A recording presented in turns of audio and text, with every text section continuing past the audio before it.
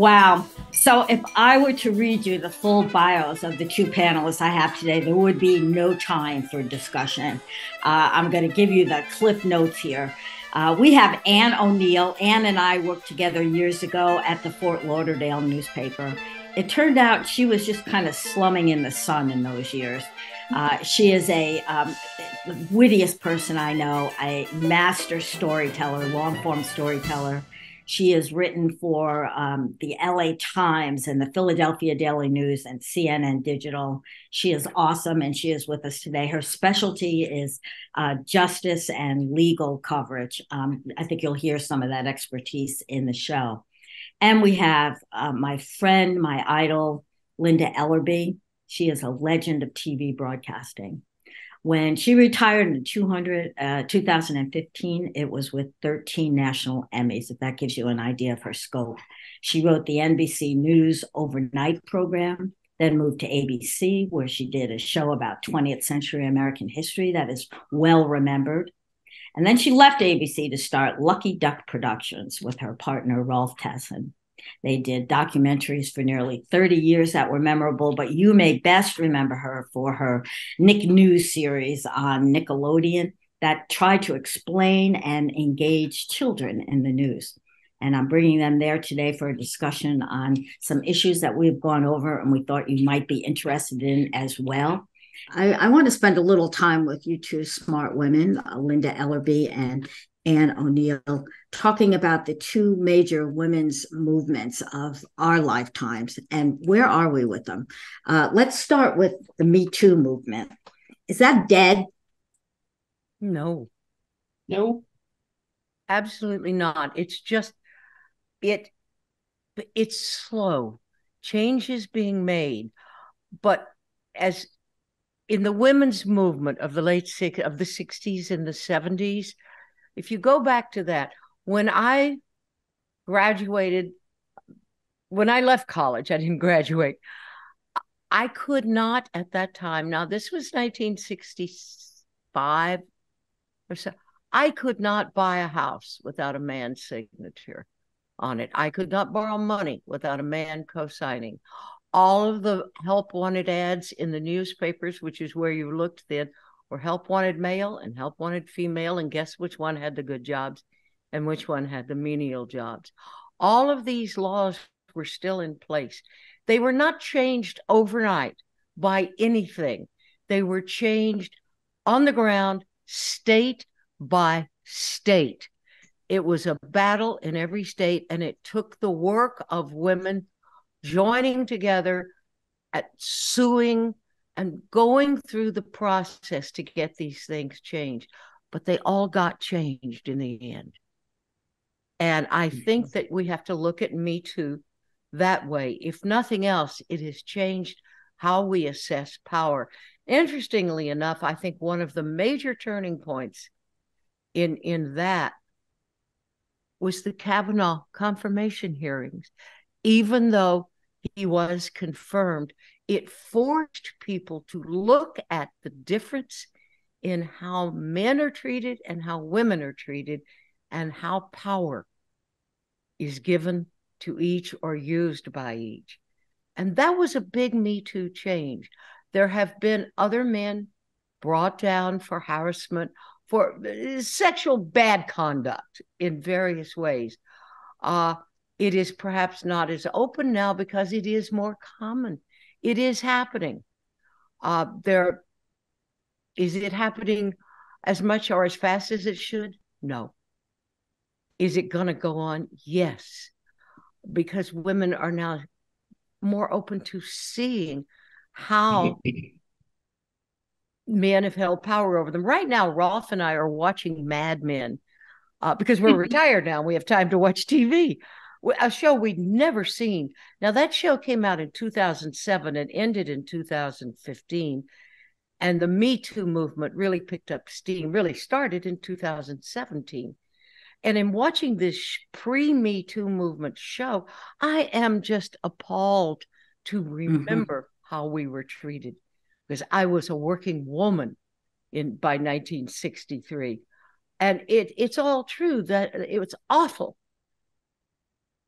what they felt perfectly free to do and what we let them do. We accepted it. Yeah, we accepted all of that. Yeah. If you wanted to work, you had to accept.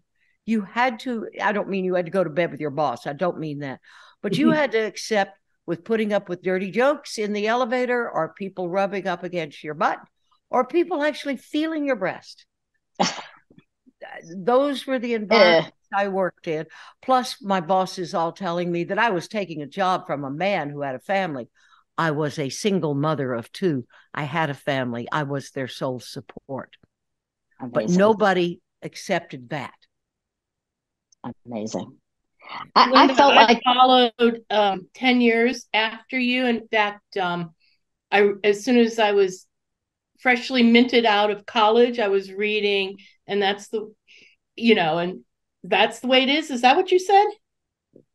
And so it goes. And so it goes. That's right. It sounds like Vonnegut. Is that where you got that? No, I stole it from my partner, Lloyd Dobbins. Okay. And so it goes. So I read your book. What he said, no, Vonnegut actually wrote So It Goes.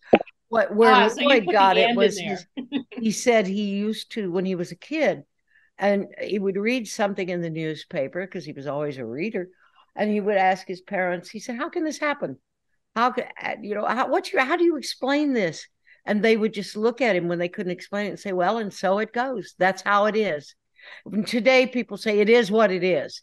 Right. That's the same thing as and so it goes. But I heard all of those things, like you're depriving a family man of a job. Yes. I was asked what was on my nubile little mind, all of that. I got assigned to cover the school boards, and all of that. Then one of the school teachers got murdered, and that started a whole new chapter. But all of the ground that you broke for me, I just wanted to say I'm grateful for it, because you showed me it was possible. We all stand on others' shoulders, every one of us. And I want young women today to understand that they didn't do this all by themselves, as many of them like to say, well, I'm not a feminist. I got where I got on my own by my work. No. We all stand on the shoulders of women who went before us. I do too. Without women that went before me, I wouldn't have known things were possible for me too. So that's how it works. And well, you're all sounding like it. I'm sorry, you are all sounding like it's all rosy and we're making progress. But the truth is, I feel like there's a stall, that other issues have intervened and no one is talking about or remembering the Me Too movement. And we talked about this a little. Right. Well, I think that the movement is through the courts right now, slowly. There are fresh lawsuits coming up even now, like Steven Tyler. They did succeed and were able to make Harvey Weinstein accountable. I think they had a mixed bag on Kevin Spacey. So the legal system is pushing it through. The fact that you're not hearing talk about it doesn't mean that things aren't happening. It just means there are other obsessions being talked about. Well, that's true. And you can take, all right, yeah, people are talking about it. There are some legal actions. Not a single law at the federal level has been passed that addresses sexual harassment or sex abuse. And at the state level, between like 2017 and 2021, over 2,000 bills were introduced, but less than 300 of them actually passed. To me, success is we codify into law rights that women ought to have. And I don't see that happening. With this Congress, nothing is getting passed into law. I was going to say that too, Anne. No laws are getting passed. I think you want to talk about us being all Pollyanna and blue skies and rosy outlooks. You're expecting Congress to actually do something? Okay, you're right. I went crazy there for a minute. Yeah, that's like so 2000s. Do you think, ladies, that we still need an ERA? Let me just say in here quickly, the possibly the biggest success of the whole Me Too movement, apart from how we look at power, is the message that you're not crazy and you're not alone. And that is a message that women need to hear over and over again, because we are gaslighted so often and told that we are crazy and we are alone. At finding out that you're not is itself a huge leap forward. I think a whole lot of this movement now has to be done on what Anne just called the micro level. It's talking to those 18-year-olds.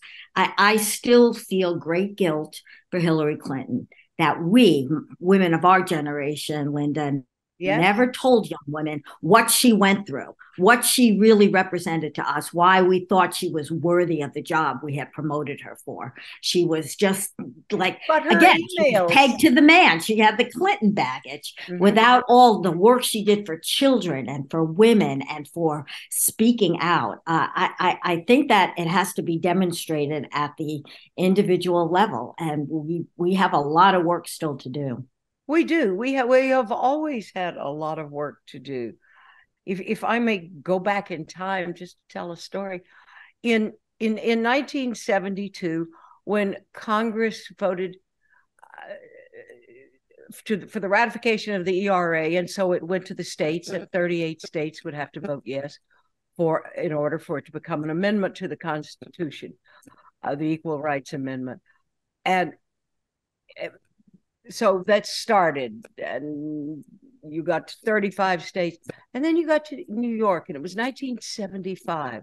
Right. And I took my 7-year-old daughter to a rally to celebrate the passage of the ERA in New York State that night. She was 7, and when we got there, we bought a T-shirt, and what the T-shirt said on it was simply the amendment. And what the amendment said at that time, what it said was very simple. I can read the equality of rights under law shall not be denied or abridged by the United States or by any state on account of sex. Right. That's all it said. And so I've taken my daughter to celebrate this passage, and it was defeated by 400,000 votes in the state of New York. And I confess, I guess I was a political baby. I was stunned. And my 7-year-old daughter looked up at me and said, I don't understand how you go into a voting booth and vote against those words.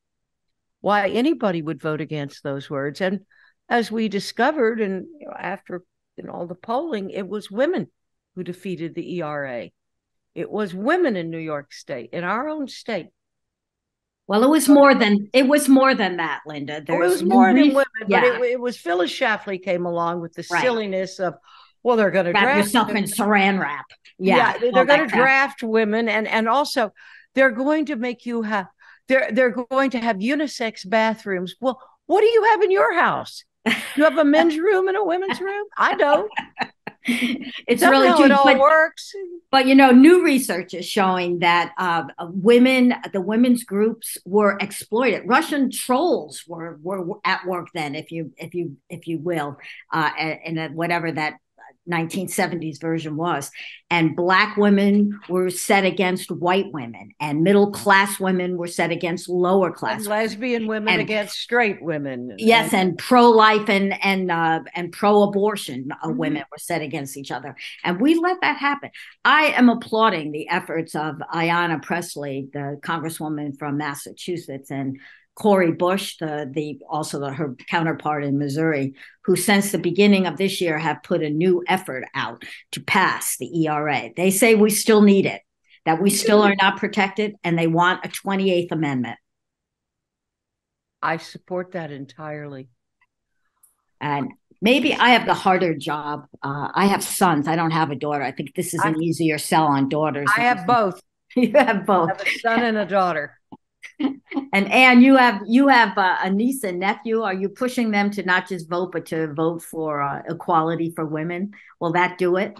Is that enough? It's interesting because I am politically more of a liberal, and their mother is a suburban Philadelphia, dyed-in-the-wool Republican who is struggling, with the state of Republican politics now.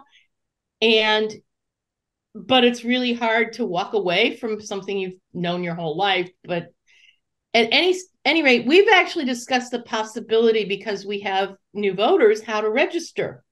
Do we register anticipating the primary as Republicans so we can exercise our right to vote against one Donald J. Trump and all he stands for, and then switch back for the general? Or, we're actually having conversations like that, so the kids know what they ideologically where they stand, but they're trying to be more strategic. And that's why I have a lot of faith in the next gen. I really do. Ooh, I do too. It is that young. It is that generation. My granddaughter will be 21 next month, but it was their generation, for the most part, that took us out to the streets following George Floyd's murder, that took us into the streets on a number of issues in the last 4 years. They are our hope. We're putting a lot on that younger generation. First, they got to fix gun control, then maybe do something about voter rights, and then they'll take on the Equal Rights Amendment. That's a whole lot. And we don't want what galvanized our generation. We don't want a draft. No, although that may be also on the boards with the wars that are breaking out in several places now in the world. It's a strange. Whoever thought that ERA, which is supposed to stand for Equal Rights Amendment, has come to mean a long period of time, an era to get this through.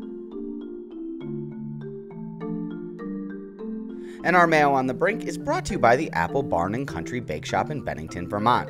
Famous for its legendary apple cider donuts, pies, gifts, and for their corn mazing covered bridge. Go to theapplebarn.com to learn more about the spirit of Vermont you can find at the Apple Barn.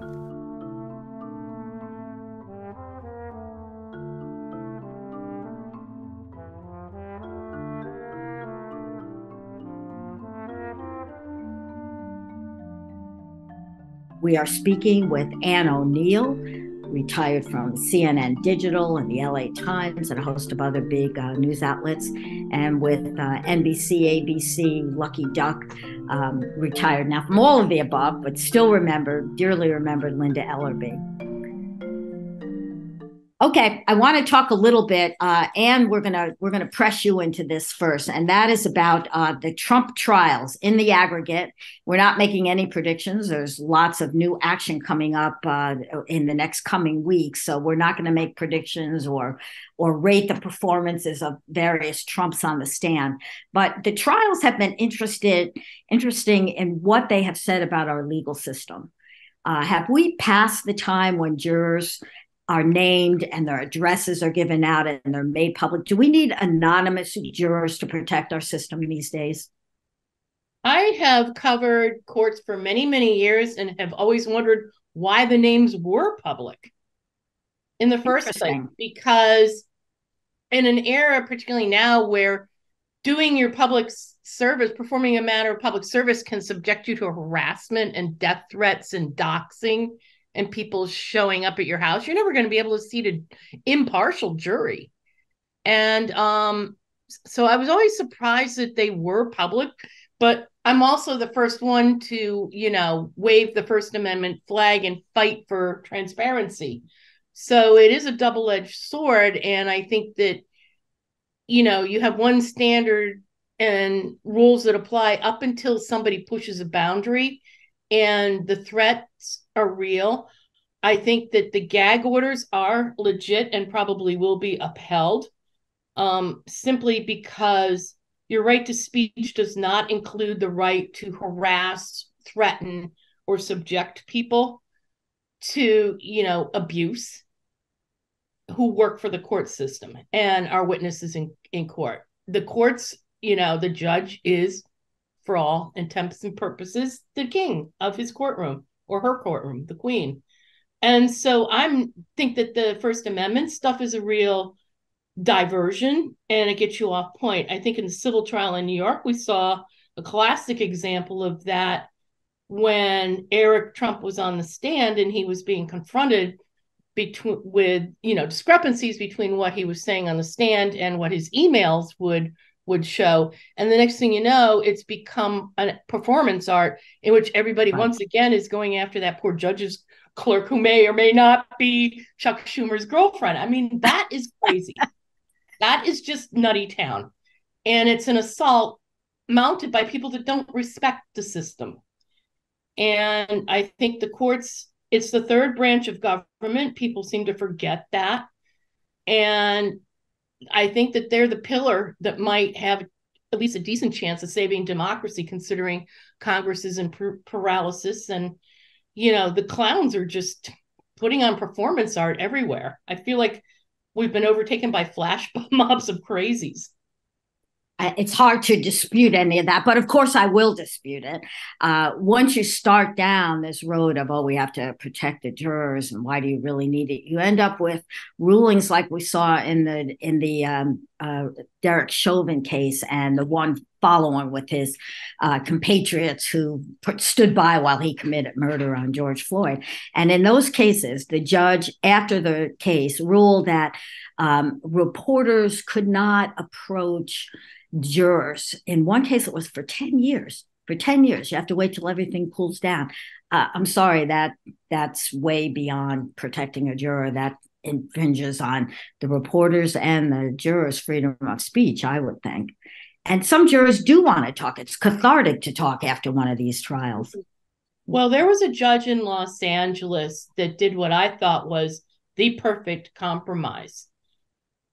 At the end, when they bring the jury in and they thank them for their service and stuff, he had asked for our business cards. And he handed out a list and left it to the jury, said, if you want to talk, here's who covered the trial for the media. Interesting. And then that cut down the chases, that cut down the harassment, it cut down the cold calling. And I actually heard from the jury foreman. First thing he did was go home and read all the back copies of what I had written about his trial. And he said, number one, I kind of got it right. And the jurors in that case were so convinced of that they had done the right thing. They actually came to make sure that the judge carried out the death penalty that they'd recommended. Wow. So, that back and forth, that we respect your right not to be harassed and we appreciate your service, connected with you have the option to reach out, diffused just a whole bunch of nonsense. I thought it was a brilliant move. And I agree with you philosophically on all matters transparency, but I think it has to be, I don't know how you protect people from the trolling that's been going on there. That's just disproportionate based on what we're asking the service for them to do for like $10 and a cafeteria lunch. Honestly, though, there's part of me that thinks that it's more than just a service you get paid for. It is your civic duty, the same as voting, the same as knowing what's going on in the world so you can vote intelligently. You serve on a jury. And if people are trolling or trying to influence you, you speak out about it. I'm not sure that I want protection against that. The more outrage, the more it happens and there's more outrage about it, the more likely we are to get a solution to it. There should be penalties for this, and not against the journalists who are just trying to get a full story. Right. Further, one more point, if I may. There is value to journalists talking to jurors. There is a glimpse there into how the system works. Did it work properly? Was there actually something amiss going on? That does not come out unless you have jurors talking about their experience behind closed doors after the fact. Like in the Murdaugh case in South Carolina. Great example. Can you tell us a little bit about that for people who don't know the Murdaugh case? It appears that there may have been some inappropriate communications between, I think it's the court bailiff and the jury about the defendant, his character, and whether or not he was guilty. And that came out from one of the jurors, I think, in an interview. And now it could be the basis, legitimately so, for a mistrial and a reversal and a new trial. Very, very, very interesting. And that would not have happened except for reporting, really. Exactly. Yeah. Linda, you've been quiet. I'm sure you have an opinion. I was listening. Well, it's, as Anne said, yes, you've got the First Amendment, and then you've got, but I think it all has to be seen through the filter of social media has changed everything. and the ability to go on anonymously and threaten people and troll them and do these things has brought us to a time where we have to deal with the realities of probably their names should be withheld for their own safety. Now, I don't see that as interfering with the idea that journalists should talk to jurists, but I'm coming to change my mind on the issue of whether jurors should be anonymous or not. Simply because, again, we have to do, it is what it is. Social media is not going away. This is getting worse, not better. This ability to come after people and in hurtful ways that may end up doing physical harm as well. So, yeah, I think we're at the place where, at least in certain cases, there ought to be the ability to make the jurors anonymous. Have either of you served we're going to get a worse pool of jurors because fewer people are going to want to submit themselves to that kind of thing. So it will affect trial by your peers. And I think we have to deal with the reality of it. I think it needs to be an option that is available. I have covered, gang trials, organized crime trials, mafia trials, drug cartel cases in which the jurors' names were withheld because of who the defendants were and their ability to pose a threat. I covered a case in Miami where bribe money was found hidden in jurors' walls after they walked a guy who was in a drug cartel. So, there are... That sounds like Better Call Saul. Yeah, exactly.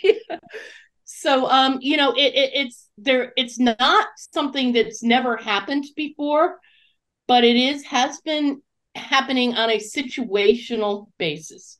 Interestingly, what you just pointed out about drug lords, these various trials where it was deemed appropriate with. Now we're talking about the former president of the United States, not a mafia lord, or maybe indeed some form of that. But that is a definite move. But I, honest to God, think it needs to be considered that way now in the trials. Very interesting topic. Have either of you been on a jury? I've been called, but never put on a jury because of being a journalist. Me too. Twice I was called, and twice I said I wanted to go do my civic duty, and I was curious too. I wanted to sit on a jury. Me too.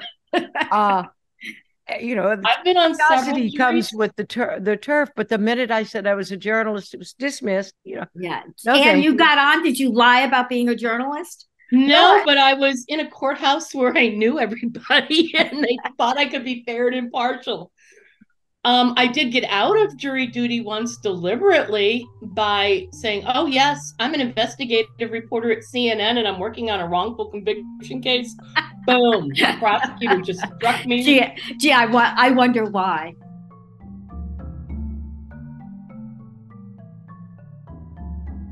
And our Mayo on the Brink is brought to you by Peacock Pots. The crew at Peacock Pots is busy right now throwing pottery as we speak to be ready in time for your holiday shopping.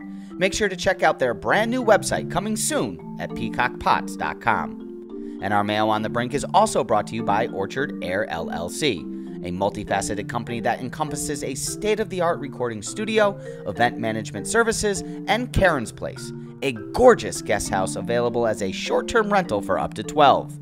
Donations from Orchard Air LLC profits every year go directly to the Alzheimer's Association.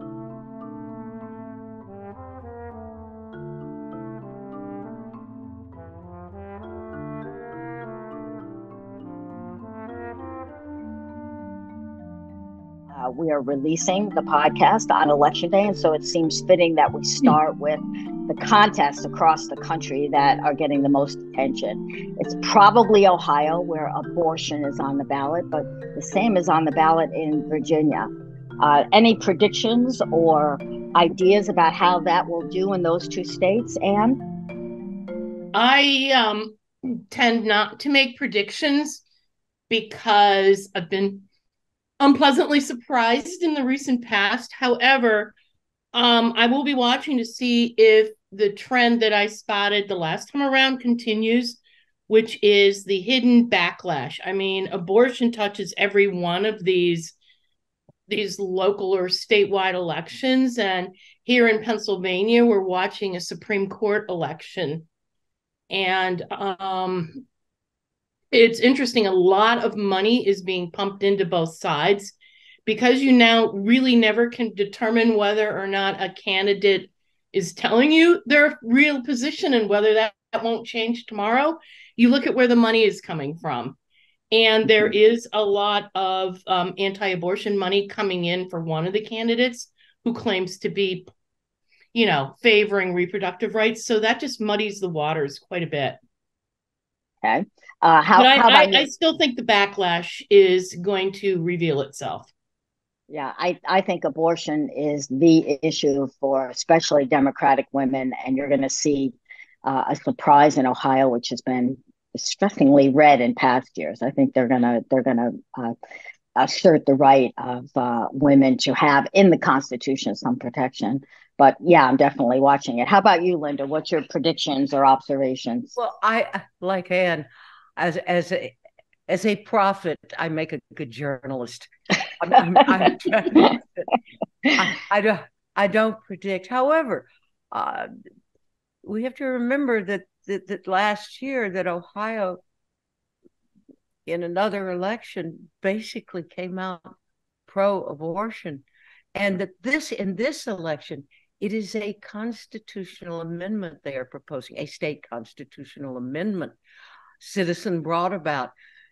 And what I find really interesting about this is that like so many of the elections today, we're still, again, in Ohio, we see a difference between urban and exurban. Mm-hmm.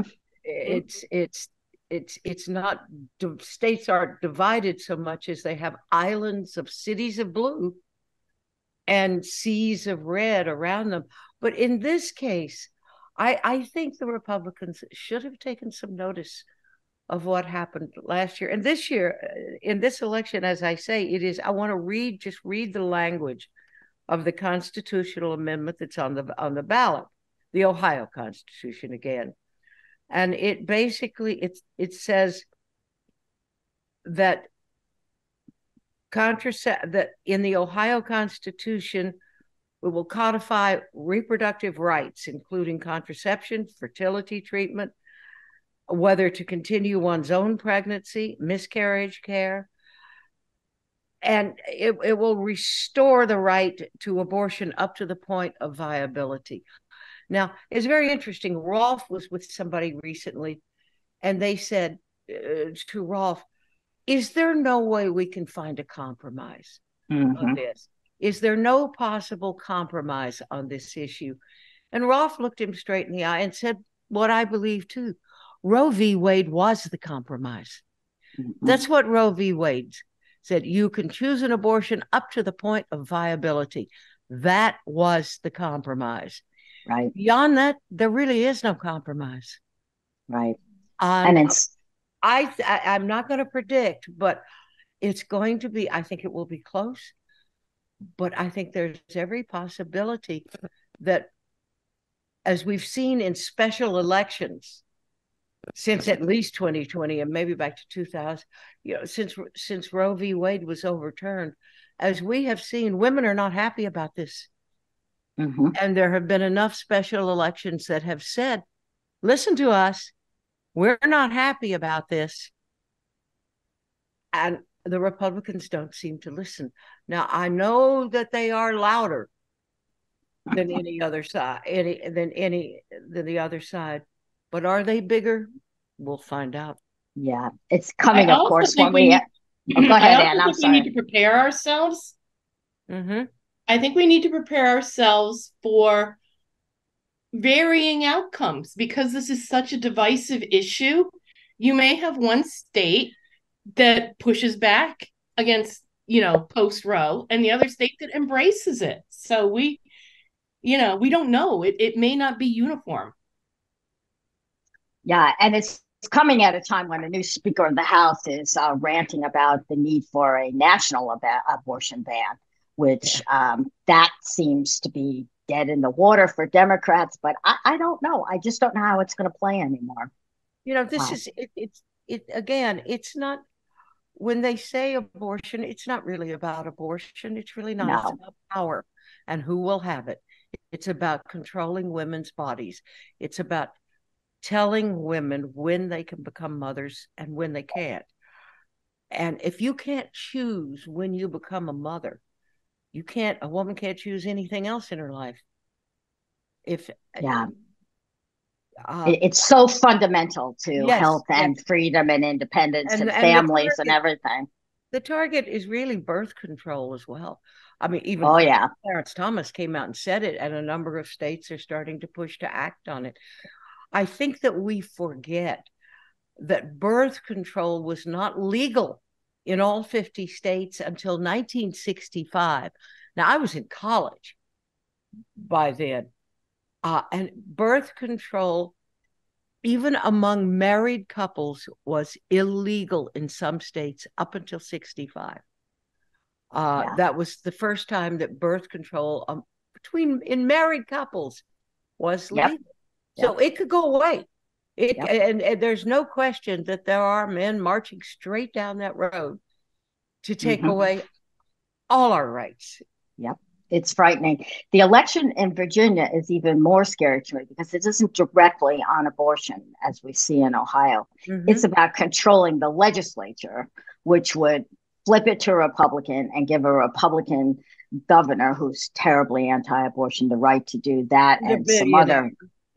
Which means that his wife or daughter or granddaughter could fly anywhere they want for an abortion.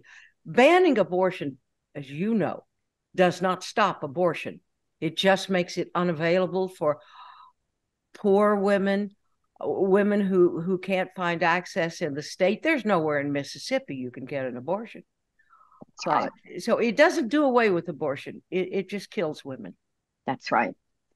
So speaking of Mississippi, they also have an election coming up this week, and it is a gubernatorial election. It's not about abortion directly, and their incumbent Republican, very anti-abortion governor is in some trouble. The Democrat could win there because there's a welfare scandal in Mississippi. Do you all know about that? Because his opponent is Elvis Presley's cousin. Let's not. Isn't that so weird? That is so weird. Although it's Mississippi, I think in some ways it would have to be Elvis Presley himself. But even then, it might not work. It's the Republican bloc is pretty strong there, but there is some hope that a Democrat could get in. And then, of course, the last gubernatorial election is in Kentucky, but that one looks pretty good for the Democrat as well. It does. Anne, any thoughts? I think that these states, it's red versus blue. Again, I didn't go deep enough into my research, to try to follow the money, which I like to try to do, because I think if you look deeper into that usually explains outcomes that surprise you. I think we're about to find out how deeply red the South is and how far down it goes. I think Mississippi, slam dunk, red, going to be red till... Yeah, I agree with Ann. It's going to bleed red till the bitter end. And Kentucky is one of those places that could go back and forth. I think it's more of a wobbler than Ohio even. So I find it interesting that these off-year elections continue not to draw voters. Haven't we learned in the last few years, at least since 2016, that even the non-presidential elections are important? All the predictions are low turnout, low interest. Few people will be deciding really important issues. Does that frustrate you as journalists trying to get people to be more aware? You asked the question, does that concern me as a journalist? And quite frankly, it concerns me more as a citizen than as a journalist. I've never felt that my job as a journalist was to tell people what to do or what to think or how to think, but just to encourage them to think. and thinking people will go vote by pretty much definition. But this will be, I suspect, a low turnout election. And that means exactly what you said, Rosemary. The few will decide for the many. However, I think we should keep our eye out for where it's not low turnout, because that's telling its own story. And these states where abortion is directly on the ballot, those are the ones I'm going to be watching to see what the turnout is. Because the bigger the turnout, the better it is for us. And Republicans seem not to be noticing that this issue matters more to women than it does to men. So yeah, I'll be counting the turnout on those states real big. And let's if it's low, then we're in real trouble. I thought, maybe as a liberal, maybe as a journalist, I'm not sure, that if you presented the full truth, the truth as accurately as you could portray it to people, that of course they would see your way of thinking, and they would think the same way you do. And it hasn't worked out that way. It hasn't also. We now can't agree on truths. So that changes everything. The notion of, okay, if we give you all the facts, you'll make a good decision. Well, whose facts? We live in the world of alternative facts. Woo. So how do we agree on what the facts are before we decide how we feel about them? Yeah, that is. I'm frozen again. As a journalist, what I find even more troubling is the general wearing down of the wall between fact and opinion. Everything we're getting reported on now comes through a filter of some sort, depending on where you're selecting to get your news from. And I find that really troubling. Like, even if you read a newspaper like the Washington Post on the website, they do have all the opinion lumped together, kind of, sort of, but it's not sorted out enough. The line has become blurred, and objective fact can be twisted and manipulated, and there's just an overwhelming amount of disinformation out there. Yeah, it's AI has not helped. Fog of war has not helped. A partisan divide has not helped. There's nothing is believable anymore. Trust in the media is at an all-time low, according to research by Gallup and the Pew Foundation. I worry over that. So you say, get the truth out. How do you do that anymore? Hell, the truth. It's even hard to get out news about events and local events in the community anymore. Where do you go to put that out there? People don't have any one place to go. There's no one that they really trust in anymore. Well, we have put a great burden on the reader, viewer, listener these days, because we are in a place where we have said you must navigate your own path and your own way through this barrage of information, some of which is true, some of which is not true, but you're going to have to individually do this. Now, some people will say, well, let's go back to the good old days where it was just, Uncle Walter and 3 networks, X number of radio stations, but only 4 if you count PBS, and I do, 4 networks, and you say, well, it was easy then. And, well, yeah, but there was a collective agreement that we would believe those people then. That does not exist now. As you say, as journalists, we get no respect. And on that point, I need to say, for clarification and transparency purposes, I need to just remind everybody, I am retired. I am no longer a journalist. I am a retired journalist, so I can say exactly what I think. Me too. Yeah. Me too.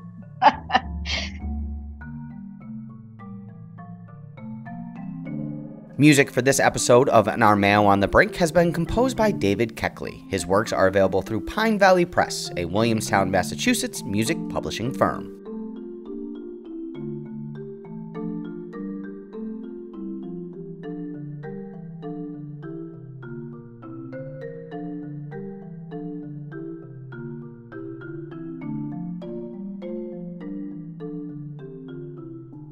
I want to remind listeners that the panelists today are broadcasting legend Linda Ellerbee and CNN digital and just supremely great writer and legal analyst Ann O'Neill. Well, I want to put you on the spot. You are now queen of the country. You get to decide anything. You don't have to deal with that Congress that doesn't do anything. You get to make an executive action to do something about gun control. You're going to pick one thing. I think the problem up to now is that both sides say that won't work. That won't solve the problem. This won't. This is multifaceted. There's nothing we can do that will really fix it. But I disagree with that. I think that you work on this slowly, just as we talked about how you get women's rights in by slowly moving ahead. So tell me the one thing that you would do in the next year to move us away from the absolute out of control gun violence problem we have in this country. Linda, let's start with you. I'm not sure I could say one thing. I will tell you that to me, the phrase responsible gun owner, that person doesn't exist, because responsible gun owners would have done something, ban assault weapons, and they haven't. There's been no push from within responsible gun owners. That's a joke. I have gone from, yes, I support hunting. Yes, recreational use. Yes, safe use. Yes, gun safety. All of that, to take all your guns away. None of you is responsible. Nobody can predict what people are going to do. As far as I'm concerned, you can take everybody's guns now. Okay, that's a radical move. And what would be I know it one? is, and I know people would shoot me for it. But I'm you have sorry, to take their guns away. Children cannot play well together, and I don't mean children. Okay, Anne, how about you? What's the one thing you would do? I agree with Linda. You have to take all the guns away, because there are enough of them out there that anything else you would do to make it more difficult to get one just creates a black market. Mm-hmm.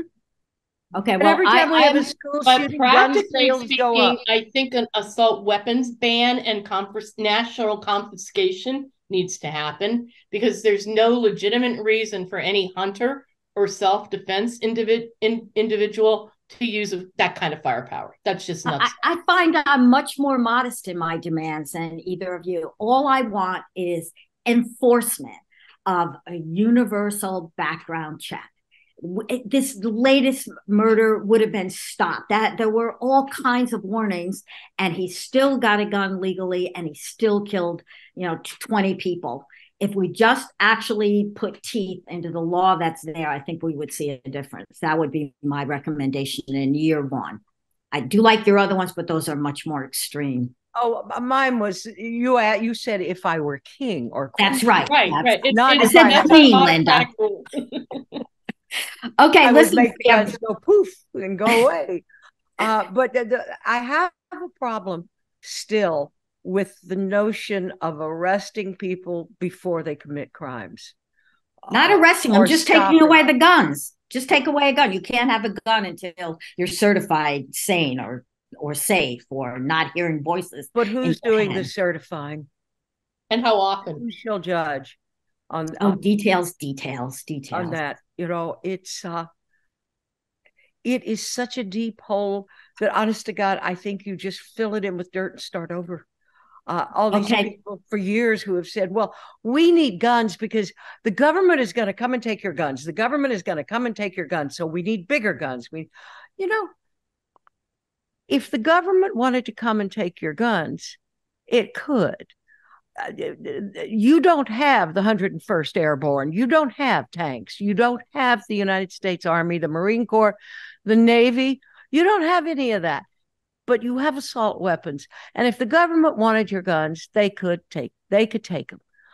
But the government hasn't tried to take your gun. So what's that crap about? This is just people, primarily men, but not all men. It's plenty of women too, who just like to go out and play with guns. This is rude of me. This is rude of me. It's a sin to shut off either of these women. No, go ahead. but I have to because we're running out of time. And I think it's appropriate. I want to ask you to join me in a toast. That's how we end our program. Get my cup. Get your cup, yes. This toast is to the women who came before us in journalism. They had to endure disrespect, disregard, beats that were relegated to the women's page before we got to be here today, speaking out and standing up for ourselves. I toast you, ladies.